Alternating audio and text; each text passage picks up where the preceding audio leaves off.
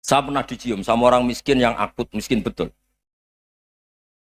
Itu tak ajarin Anda ini lebih hebat ketimbang orang-orang kaya. Misalnya gini, misalnya ada komunitas rektor atau kiai besar. Saya ini kata orang banyak termasuk kiai besar. Mungkin kalau pinjam uang itu karena mau beli mobil, aksesoris mobil, karena kita kiai top atau rektor atau orang-orang top. Kalau sesama orang miskin itu pinjem-pinjemannya itu urusan beras, itu urusan nyawa. Tren mana? Menyelamatkan nyawa sama aksesoris mobil. Nyawa. Jadi pahala kamu pasti lebih besar itu. Itu senengnya jadi orang miskin terus keterusan sampai sekarang. Oh itu, lo coba kalau menteri sama menteri, rektor sama rektor, kira-kira pinjamannya apa Pak Arso? Kan kalau mau beli mobil atau mau umroh VIP, pokoknya yang keren-keren. Kalau orang miskin pinjam karena apa? Makan kan, beras kan. Makanya kalau yang sedang miskin monggo lah, kalau ingin terus kan. Maksud saya Islam tuh seenak itu, Islam tuh segampang itu. Sudahlah yang sedang miskin ya keren, karena sekali sosial tuh urusannya apa? Nyawa. Tapi kalau miskin semua ya Indonesia bisa tutup kan. Ya sudah yang kaya-kaya itu saya mengatakan Indonesia karena bayar pajak yang menjadikan Indonesia berjalan. Tapi ya dipakai yang benar. Nah, begitu seterusnya. Ada kiai miskin cerita ke kita. Terus enak jenengan alim, terus punya santri banyak, bisa ngajar di mana-mana. Saya bilang, hebat kamu. Dia hidup di daerah tertinggal. Itu yang diajarkan kan hanya tauhid. Kan nggak mungkin desa tertinggal baca fikih perbandingan madhab. Kan nggak mungkin. Kalau yang kayak Pak Fajar, Pak Sadali kan nggak mungkin. Fikih perbandingan apa? Madhab. Menyorot madhab dunia. Oh, gaya engke-engke itu kan nggak mungkin. Tapi pertanyaannya, yang menyelamatkan masuk surga itu tauhid apa perbandingan madhab? Tauhid. Ini hanya mengajarkan fardu kifayah sunat-sunat. Ini Anda mengajarkan fardu ain. Surganya dulu kamu. Oh terus senangnya jadi kayak gitu. Karena yang diajarkan apa? Tauhid. Sementara kita yang gaya-gaya ini ajarkan perbandingan apa? Madhab, studi banding ke Al-Azhar kemana-mana. Ini enggak tauhid. Dari orang nyembah pohon jadi nyembah Allah Ta'ala. Keren enggak? Keren. Jadi terus kiai desa sama saya senangnya bukan karena tak bela. Tapi ada yang agak kurang ajar tanya saya. Kalau itu hebat kenapa Gus gak mau jadi kiai desa? Waduh. Wah ya repot kalau pertanyaan. Terus tak jawab, kalau saya jadi kiai desa, kamu ngangsu ilmu dari mana coba? Ya dari jenengan. Ya kalau sama gobloknya ada bisa. Ya sudah Gus aja yang jadi kiai besar. Maksud saya, ya sudahlah kita begini seperti yang saya ajarkan di sini, saya sarankan supaya orang itu tahu. Nah, ini namanya diroyah, apa? Makanya kata Imam Ghazali itu kalau kamu ingin sopan gampang melihat anak kecil, gua aqallu minni dzamban, dia dosanya lebih kecil. Karena masih kecil kan, tentu secara dosa enggak banyak. Kalau melihat orang yang tua, gua aktsaru minni ibadatan, dia tentu ibadahnya lebih banyak karena umurnya lebih banyak. Sehingga terus semua orang lain tuh di depan kita itu hebat. Ya semua orang lain sama misalnya Pak ini rektor, Pak Fathul Wahid rektor. Tanggung jawabnya lebih banyak, berarti pahalanya lebih banyak. Tapi sama, ketika melihat Nyon Sewu, melihat pegawainya yang secara lahir di bawahnya, ini tanggung jawabnya enggak banyak, pasti salahnya juga enggak. Itu yang diajarkan Rasulullah SAW, sehingga enak. Tapi kalau kita melihat orang lain selalu salahnya, itu pecundang. Allah saja tidak seperti itu kan, amal baik ya ada khairan, amal buruk ya ada saron, semuanya dilihat oleh Allah Subhanahu wa Ta'ala. Saya itu punya teman Gus, agak beling, agak seenaknya. Dulu miskin. Wah itu seenaknya betul. Kayak kenal Tuhan sudah. Tak tanya, kenapa kamu seenaknya? Satu bulan tuh labanya bisa 200 juta sampai 500, sampai 1 miliar. Saya itu Gus, setelah duha itu perkembangannya bagus. Duha, salah duha itu. Saya pernah miskin, kan kata, apa, ingkana rizki fisama, apa, wa ingkana qalilan, ya kalau fisama fa'anzilhu, terus wa ingkana qalilan fakasirhu, kalau sedikit perbanyak. Ini trennya sudah benar semua. Nah, wa ingkana apa ya haroman fatohirhu, kalau haram yang kau sucikan. Makanya saya seenaknya kalau qalilan sudah fakasiru, paling trennya yang enggak benar juga fatohirhu kata Mas. Dia yakin kalau yang enggak benar-benar sudah disucikan Allah, karena yang lain-lain sudah Dari miskin sudah kaya, qalilan sudah fakasiru. Paling yang haroman juga sudah fatohiru gitu. Tak tanya, lah kamu kok tahu? Polanya sudah ada Gus, karena sang qalilan. Wah, kamu sembrono sama Tuhan kok begitu kan? Tapi apapun itu seneng saya. Seneng saya sering salah teh, makanya saya mohon lah. Yang sekarang miskin, sedang miskin itu ya ndak usah nyesal banget-banget. Kalau ingin kaya monggo lah, namanya orang juga ingin. Tapi Anda harus bangga. Sosial antar kalian adalah urusan nyawa dan itu pahalanya luar biasa. Supaya kita, nah yang kaya-kaya juga boleh GR lah karena pembayar pajak. Dan itu bisa menyelamatkan apa? Indonesia Raya. Begitu seterusnya. Itu yang diajarkan Nabi, antawadhu hatta la yabghiya ahadun ala ahadin. Kamu semua harus tawadhu sehingga antar kalian tidak saling tidak sopan, tidak saling liar, tidak saling mendolimi. Termasuk tadi sikap gak jelas tadi. Orang dolim yang sekarang dolim bisa saja tobat, yang sekarang soleh bisa saja nanti. Semuanya tuh mungkin. Kita diajari ya muqallibal qulub tsabbit qalbi ala dini. Jadi keliru kalau kita dalam banyak hal harus tegas, gak mesti. Al halalu bayyinun wal haramu bayyinun. Tapi ada wa bainahuma umurun mustabihat. Ada yang wilayahnya itu abu-abu. Misalnya ada perempuan cantik misalnya, contoh paling gampang. Kalau kamu ajari secara serius, kamu bisa saja tergoda jadi fitnah. Jadi kalau orang soleh gak berani ngajarin, kemudian digunakan orang fasik, malah menjadi orang nakal, kita juga tanggung jawab. Kamu mau tegas gimana? Wilayahnya sama-sama mungkin. Wilayahnya sama-sama mungkin. Yang dekat pejabat mungkin terkontaminasi KKN. Tapi kalau pejabat gak dekati orang soleh, punya perilaku yang gak soleh, yang repot juga Indonesia kan? Nah hal-hal seperti itu kita tidak perlu ngambil sikap. Maksudnya nggak usah ngambil sikap, ya kita buktikan kalau milih satu madhab, kita buktikan semuanya lebih baik, semuanya lebih bermanfaat, semuanya lebih berperadaban.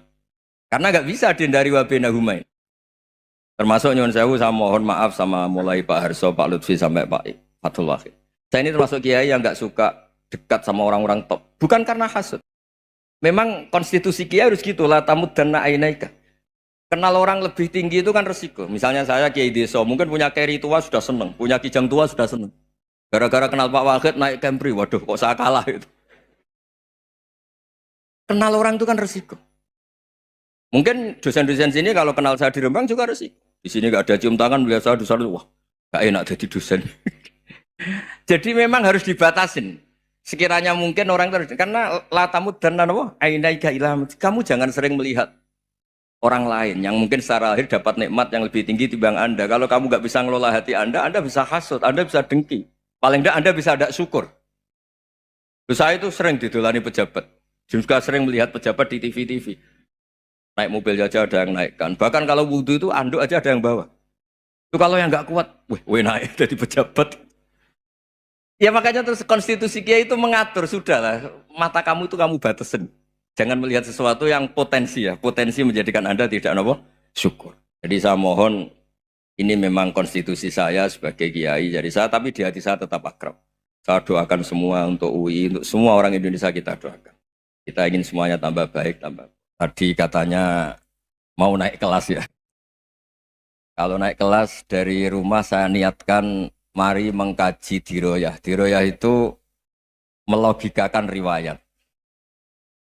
Jadi misalnya kita sering dengar Rasulullah SAW sering ngendikan kalian masuk surga itu bukan hanya berdasar amal, tapi berdasar anugerah Allah Subhanahu wa Ta'ala. Oke, kita sepakat amal kita, perilaku kita, ibadah kita andaikan dikompensasi dengan nikmat yang Allah berikan tentu tidak seimbang. Untuk membayar itu saja sudah lunas. Jadi Anda semua tidak berhak masuk apa? Surga. Sehingga di beberapa riwayat dijelaskan ada orang yang 500 tahun ibadah, nggak pernah maksiat. Ditanya sama Allah, kamu masuk surga karena apa? Karena ibadah saya ya Allah. Ya sudah, surga kamu 500 tahun saja, karena ibadah kamu 500 tahun. Ini cerita umur-umur orang dulu. Ya Allah katanya surga engkau ini selamanya. Ya kalau yang selamanya itu rahmatku, kalau amal kamu terbatas ya surganya sesuai amal kamu ya terbatas. Ya sudah ya Allah, berarti masuk saya surga saya ini karena fadl engkau, karena anugerah engkau. Itu namanya apa? Diroyah. Diroyah itu satu kajian analisis di mana kita percaya riwayat, tapi kemudian punya logika, punya diroyah. Ini penting supaya tauhid kita ini kuat. Jadi dulu ada orang yang sangat cerdas, namanya Jubair bin Mut'im. Dia saking cerdasnya, juga kaya, juga tokoh, dikirim sebagai delegasi pembebasan Asra Badrin, tawanan Badar.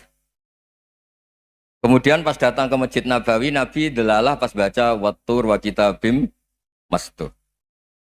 Sampai pada titik Nabi baca Am khuliqu min ghairi syai'in am humul khaliqun.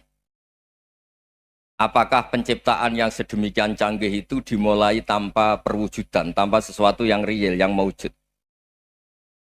Orang itu langsung bersimpuh, matur, ya Rasulullah saya Islam. Kada qalbi yatir, hampir hati saya, otak saya, pikiran saya itu terbang. Karena logika yang dibangun ateisme misalnya, kalau alam raya ini dimulai dari nihilisme, berarti logikanya apa? Al-adamu yakhluqu maujudan. Alam raya ini kan maujud. Maujud itu ada. Kalau yang lebih dulu itu ketiadaan, berarti ketiadaan menjadi sebab kewujudan.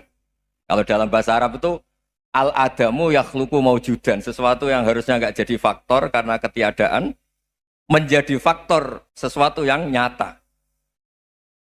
Itu kan nggak masuk akal. Ya, kalau alam raya ini ada al-adam sing yasbiku maujudan, berarti alam raya ini al-adamu yakhluqu maujudan, suatu yang tidak ada menciptakan yang ada. Dengan logika itu terus kita ngaji, diajari sama guru-guru kita, sifat dasar Allah itu maujud. Wallahu maujudun qadimun. Terus masuk. Yang harus distatuskan pertama dari Allah itu apa? Maujud, wujud. Karena dengan wujud ini layak menjadi penyebab adanya alam raya ini. Sehingga ketika kita menolak faham nihilisme atau ateisme, faham tanpa Tuhan, tanpa pencipta awal, kita punya diroyah. Bahwa tidak mungkin ketiadaan ini menjadi sebab perwujudan alam raya.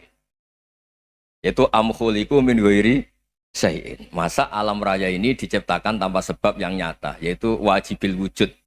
Siapa itu? Allah Subhanahu wa ta'ala. Begitu juga menyangkut sholawat.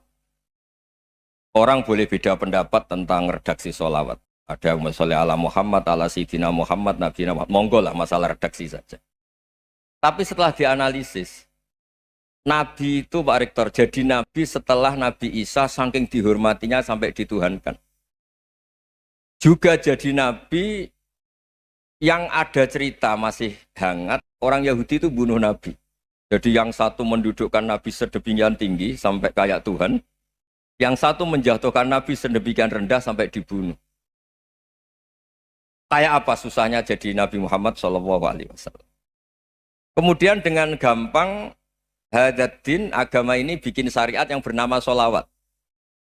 Redaksinya monggo lah sesuai tradisi masing-masing. Allahumma sholli ala Muhammad, Allahumma sholli ala Sayyidina Muhammad, ala Nabiyina Muhammad, monggo lah. Tapi yang jelas redaksi ini kalau didiroyah dikaji, Allahumma itu Tuhan, Tuhan itu pemberi. Wa Muhammadun wa in jalla qadruh abdun min ibadi. Muhammad apapun tinggi derajatnya tetap berstatus hamba. Sehingga agama ini terjaga oleh syihotus sholawat. Agama ini terjaga oleh redaksi sholawat. Yaitu Allah tetap pemberi sebagai Tuhan yang enggak tersaingi, la syarikalah. Rasulullah Muhammad wa in jalla qadruh. Apapun prestasinya, bisa mi'raj, bisa apa saja, tetap seorang hamba yang butuh muhtajun ila rahmatih. Jika redaksi Allahumma sholli ala Muhammad ini mengukuhkan yang Tuhan tetap Tuhan, hamba pilihan tetap hamba pilihan. Tentu dengan redaksi ini kemudian kita mendudukkan Nabi benar-benar posisi terhormat. Yaitu orang yang paling berhak dapat askat tahiyat, mendapat penghormatan Allah paling tinggi, yaitu Rasulullah Muhammad SAW. Dan itu diulang-ulang oleh Allah. Subhanalladzi asra bi'abdi. Status hamba ini diulang-ulang. Lagi-lagi ini bernama diroyah. Bernama apa? Contoh ketiga misalnya fihi ayatum bayinatum maqamu Ibrahim. Dulu orang Yahudi itu ada diskusi masif. Syaratnya Nabi itu mbah-mbahnya harus Nabi. Harus keturunan Nabi. Kemudian semua Nabi rata-rata di Palestina, di Syam. Lalu Muhammadnya asal-usulnya dari mana? Tahu-tahu orang Arab kok Nabi. Padahal orang Arab itu dulu jahiliyah.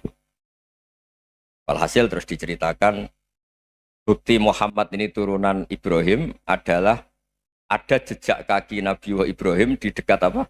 Ka'bah. Fihi ayatum bayyinatum maqamu Ibrahim. Kalau Nabi Ibrahim pernah di Mekah, artinya beliau pernah meninggalkan turunan yang di Mekah. Yaitu bernama Nabiuna Muhammadun sallallahu alaihi wasallam. Itu disebut fihi ayatum bayyinatum maqamu Ibrahim. Nah, itu namanya diroya. Diroya itu satu perilaku keseharian kita beragama, kemudian tahu logikanya. Yang keempat misalnya, mangkana yu'minu billahi wal yaumil akhir fal yukrim apa? Jaro. Orang yang iman karena Allah dan Rasul, maka memuliakan tetangganya. Andai kan pakai hukum sosial, tentu kalau tetangga kita baik, kita baik. Kalau kurang baik, kok kurang penggawean kan gitu. Tapi dulu itu pernah ada seorang ulama itu dibully ya, dikerjain sama anak muda tetangganya. Pak Kiai datang ke rumah saya. Orang ini datang. Kemudian setelah di rumahnya, saya tidak jadi butuh sama Pak Kiai, silahkan pulang. Itu Kiainya senyum menikmati. Dan itu terulang 3 kali. Dibully seperti itu, dikerjain terulang 3 kali. Lalu tetap Kiainya tuh asik, seneng sekali. Lama-lama muda ini tanya, kenapa engkau tidak tersinggung? Padahal saya kerjain sampai 3 kali. Tak undang, terus tak suruh pulang, tak undang, tak suruh pulang. Kata Kiai tadi, yang memerintahkan baik sama tetangga itu Allah. Jadi saya nikmati ketika bisa baik sama Anda. Tidak ada urusannya dengan perilaku Anda yang menolak saya. Nah itu terus kita tahu, memang motifnya kita baik sama tetangga karena iman sama Allah dan Rasul, bukan hukum kompensasi sosial. Jadi kalau mau diteruskan Pak Rektor, saya ngajar di sini ya karena perintah Allah itu orang alim harus ngajar, bukan karena perintah Rektor. Kalau diteruskan. Ya saya mohon juga gitu para dosen, para karyawan di sini kalau nggak khianat dengan UI itu karena takut sama Allah, jangan takut sama rektor. Kalau Anda baik juga karena Allah, jangan baik karena apa? Rektor. Bagaimanapun ya semua kita ini makhluk. Makhluk itu la yadurru wa la yanfa. Begitu juga melihat Indonesia. Melihat saya ini kan ikut di UI itu lama sekali ikut sama Profesor Zeni dari Profesor Zeni nulis tafsir. Mungkin Pak Hersoyo tahu banyak, dulu Pak Lutfi ya tahu banyak. Tapi saya memang nggak pernah terbuka karena ya memang nggak ingin sebenarnya. Kondisi ini kondisi darurat. Sehingga saya tahu cara berpikir Profesor Zaini, ya tahu komitmen beliau pada UI. Dan pendiri UI memang ya banyak yang dari tokoh NU, Muhammadiyah, dari tokoh-tokoh ormas yang lain memang didirikan banyak orang. Sehingga UI memang nggak milik ormas apa tertentu. Dari satu sisi memang baik, nggak dikuasai ormas tertentu. Tapi nanti kalau keterusan ya nggak berbentuk. Ya sudahlah dikelola saja. Sambil-sambil jelas, sambil-sambil kadang nggak jelas. Yang penting ikhlas tadi. Karena kalau terlalu asobia itu jadi repot. Kita ini yang nekuni fikih itu tahu. Kalau tidak kuno itu madhabnya Hanafi. Kuno itu madhabnya Syafi'i. Tahu-tahu seakan-akan Imam Syafi'i itu NU, Imam Abu Hanifah itu Muhammadiyah. Padahal ini orang-orang yang sebelum NU dan apa? Muhammadiyah. Jadi kalau kita yang nekuni ilmu itu biasa saja dengan perbedaan. Tapi kalau orang-orang yang nggak siap dengan perbedaan itu sampai Allah disifati Ta'ala itu tidak terima. Padahal Ta'ala itu maknanya Maha Luhur, yang Maha Agung. Jadi ada seorang kiai kebetulan pidato pertama Pak Rektor. Assalamualaikum warahmatullahi ta'ala wabarakatuh. Di mubalik kedua ini nggak terima karena itu dianggap bid'ah ada Ta'ala. Hanya dia bilang Assalamualaikum warahmatullahi ta'ala wabarakatuh. Itu saking asobiahnya itu Allah ditambahi Ta'ala itu tidak terima. Padahal Ta'ala itu maknanya Maha Agung. Nah itu kan jadi repot kalau asobiah gitu. Kalau kita ngadepi perbedaan itu biasa saja. Karena kita mungkin bacanya banyak, lihat hal-hal seperti itu ya. Berkohnya nggak jelas itu menjadi orang tuh bijak. Ini sekarang nakal, jangan-jangan nanti jadi orang baik. Yang sekarang baik, jangan-jangan suatu saat jadi tidak baik. Semua orang introspeksi. Nggak ada jaminan kalau kita sekarang baik akan baik terus. Nggak ada jaminan kalau kita sekarang buruk akan buruk terus. Sehingga terus banyak kiai-kiai bijak itu memang lahirnya nggak tegas. Tapi nggak tegas itu yang menjadikan bijak. Karena sama-sama mungkin. Itu yang disebut laisa laka minal amri syai'un aw yatuba alaihim wa yu'adzibum. Itu tidak wilayah kamu. Ketika Allah mengomentari orang munafik juga wa yu'adzibal munafiqina insya'a aw yatub. Bisa saja ada yang disiksa, bisa saja ada yang dikasih tobat. Karena pola yang kita analisis itu semuanya menurut kita. Bukan menurut kemaslahatan orang apa? Banyak. Saya punya sekian contoh cerita. Orang yang sowan kiai baik-baik, mungkin bawa gula atau salam tempel, tidak tahu lah. Itu tidak mesti jadi wali. Tapi Kali Jogo yang kenal Sunan Bonang itu kenalnya itu karena ingin begal, malah jadi wali. Nih. Tapi tidak usah dicoba. Umar itu nyari Nabi itu mau dibunuh, tapi malah tobat jadi orang baik. Jadi ini penting ngaji ya supaya tidak tegas itu, tidak jelas itu kadang baik. Nah termasuk saya juga termasuk dia yang milih tidak jelas. Saya sering gojlok gini, Fajar Hadili ini murid-murid saya sering saya gojlok. Kalau semua sistem pendidikan kayak kampus, kayak UII, kayak UIN semuanya, itu sistem yang bagus karena tertib jam kuliahnya jelas, mata kuliahnya jelas. Kalau di pesantren itu Pak Arso itu nggak tertib, tapi justru itu enak ketemu di jalan orang berani tanya. Nah, ini kalau mbak-mbak misalnya menstruasi, mau belajar haid nunggu semester berapa baru tahu. Itu bisa sekian tahun nggak sholat karena nunggu pelajarannya baru diterangkan. Mau haji juga gitu, nunggu mata pelajaran haji. Kalau nggak jamnya, nggak mau dosennya ngajarin. Nah, kalau kiai kan nggak ketemu di jalan, tanya dijawab. Jam berapa juga dijawab. Artinya Indonesia itu berkah, ada sistem kampus yang tertib. Ya semoga termasuk tertib gajinya. Tapi tertib gajinya itu juga sebenarnya rugi. Saya sering ada pegawai negeri Gus, tolong doain saja di PNS enak jadi. Gajinya tetap. Kata saya nggak mau kalau gaji saya tetap. Kok bisa Gus enak tiap bulan mesti dapat gaji. Kalau tetap nggak naik-naik kata saya. Kalau kiai gajinya nggak tetap, tapi di atas yang tetap kata saya. Artinya Indonesia itu berkah. Kalau semuanya pakai sistem pendidikan setertib ini, orang mau tanya haid ya nunggu pelajaran haid. Bab haji ya nunggu pelajaran haji. Tapi kalau ketemu kiai itu enggak. Ya semuanya saya pernah di pasar, Gus mau tanya apa? Anak saya keluar darah terus gini-gini. Padahal biasanya haid hanya 7 hari gini-gini. Ya sudah kembalikan ke biasanya rudat hilal adat. Itu enggak usah sowan ke rumah. Juga enggak registrasi dulu, enggak daftar dulu. Ya ini enggak nyindir cerita saja. Supaya ini bukti koalisi beneran. Jadi saya yang kiai enggak tertib jam, koalisi sama yang tertib jam. Jadi kalau semuanya sistem kampus, nanti pertanyaan itu enggak bisa on time, enggak bisa setiap saat. Makanya Indonesia itu berkah. Kiai-kiai yang alim yang di jalan-jalan banyak. Juga kiai yang di kampus dokter-dokter fikih banyak. Yang nekuni ilmu umum ya banyak. Macam-macam. Itu masalah itu kalau saling mengadili itu baru masalah. Misalnya kiai ngeluh, enggak enak jadi kiai, enggak punya gaji tetap. Yang dosen ngeluh, enggak dicium tangannya. Karena memang unik Indonesia itu. Kalau guru fikih kok dosen itu tetap nggak dicium tangannya. Karena pikirannya anak-anak itu wong sudah bayar disuruh nyium. Itu kayak di alam sadar tuh gitu. Kalau kiai itu kan anak-anak gak bayar itu. Ya opanya cium tangan itu. Makanya kalau kiai-kiai tidak keramat bisa mati karena cium tangannya doang itu bisa mati itu kiainya. Ya ini cerita. Supaya saling menghormati, saling. Nah dulu itu perbedaan itu urusan sudut pandang. Ya saya ulang lagi, perbedaan itu sudut. Allah yang Tuhan saja sering didebat sama nabi-nabinya. Karena urusan sudut pandang apa? Saya beri contoh ya. Suatu saat Khalilur Rahman Ibrahim itu saatnya meninggal sama Allah, Israel disuruh. Itu Ibrahim saatnya meninggal, ambil nyawanya. Setelah datang ke Ibrahim, ya Khalilur Rahman Ibrahim, saya disuruh nyabut nyawa Anda. Itu Israel dipaksa mikir sama Ibrahim.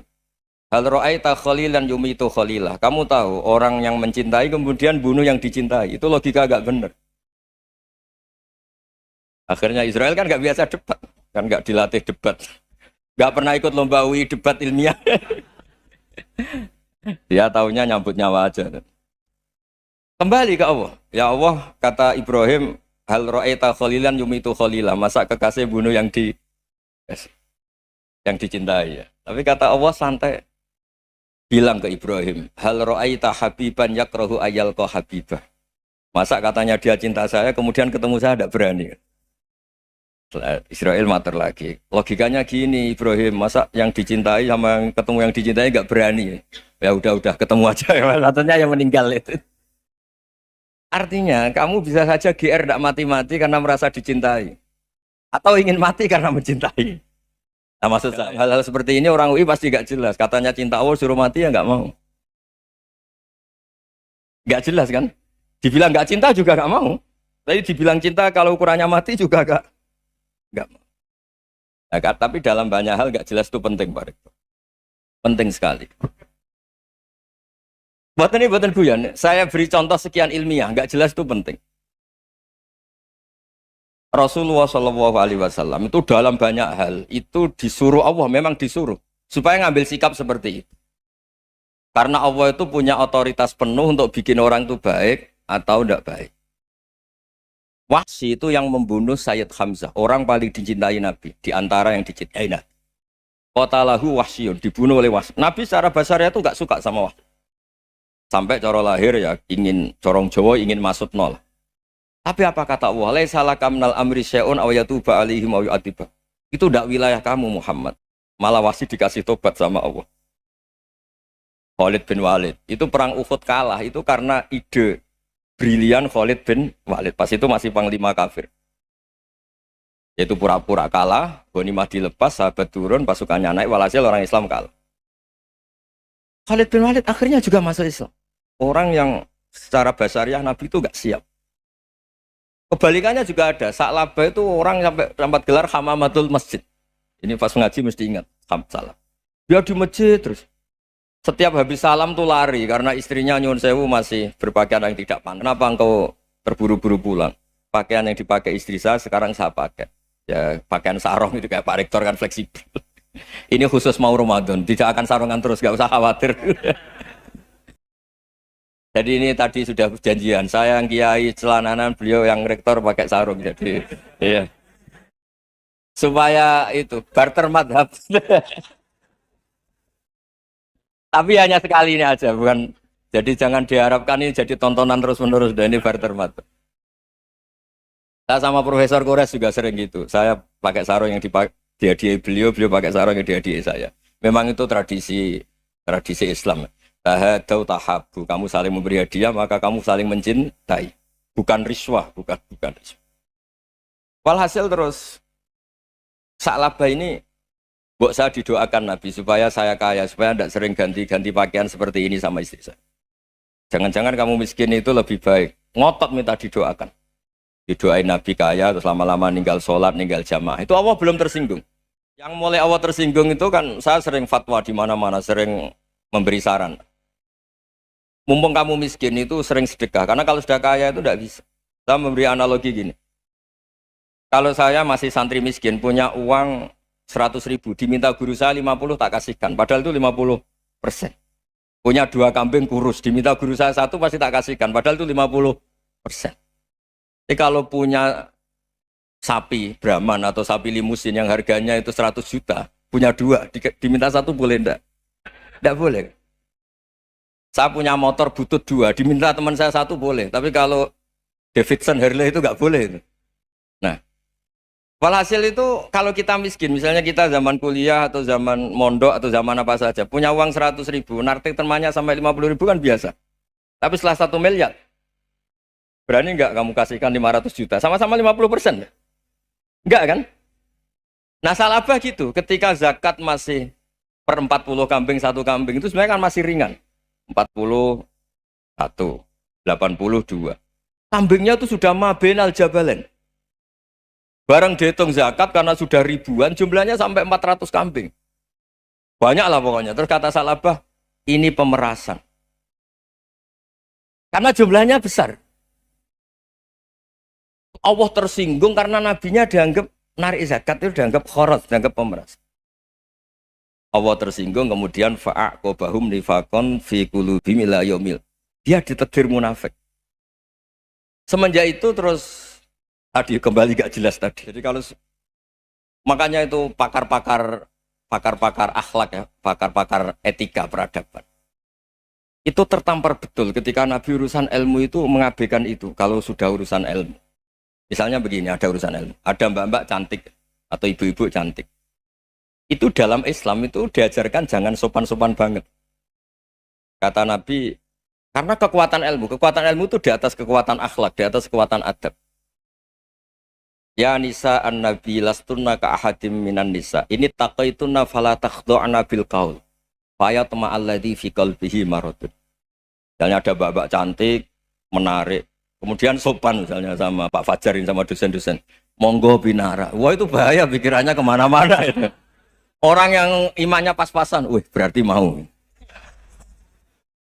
Maksud saya kalau cantik, menarik, ketemu di jalan, biarin aja dosennya mau kemana, biarin aja. Gak usah dihormatin. Kalau dihormatin, Pak mau kemana saderen, no, bisa bahaya. Nah, biarin aja. Kalau tanya, Dek ini alamatnya mana? Cari sendiri Pak.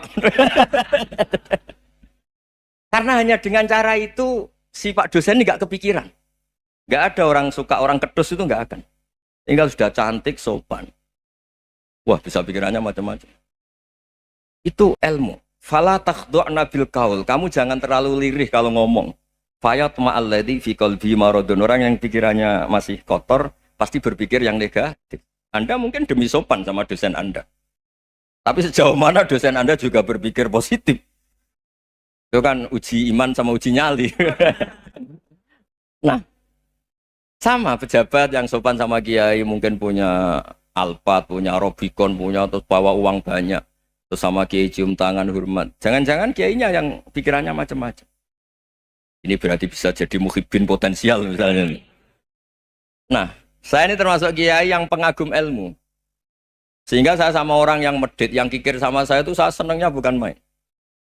Kenapa? Karena kalau orang medit itu gak berhak. Kalau orang lomo 1 juta minta surga, 2 juta ya minta apa? Surga. Gus, salam template. 200.000 aja kadang minta surga.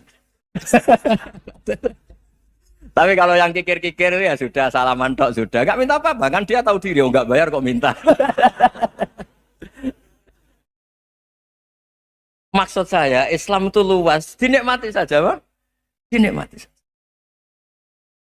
Nah itu diroya, maksudnya itu diroya. Diroya itu, kamu tahu aturan Islam itu kamu harus yakin khairihi wa syarrihi minallah. Semua itu ujian, tapi kemudian dikaji.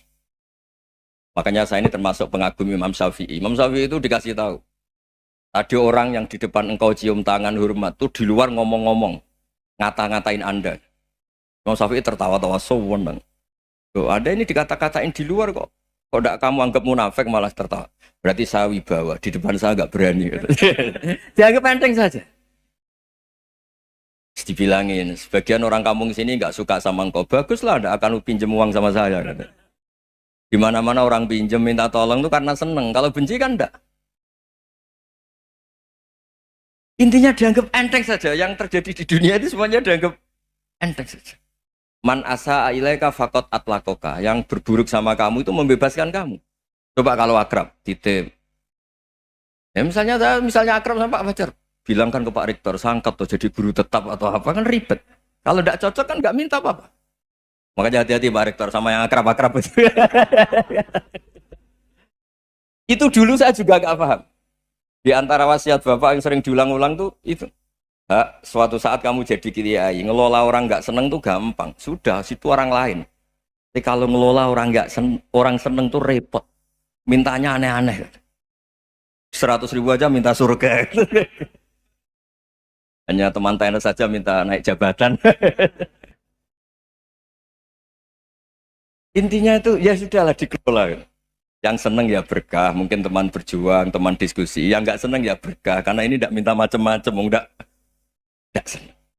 Nah itu namanya diroya. Diroya itu satu kajian keilmuan yang menjadikan kita ini nyaman dengan riwayat-riwayat panduan-panduan dari Rasulullah Shallallahu Alaihi Wasallam kayak tadi. Kenapa sih tentang baik sama tetangga, baik sama tamu? Hitung-hitungannya itu mangkana yu'minu billahi wal yaumil akhir. Ya, ngoten mawon. Assalamualaikum warahmatullahi wabarakatuh.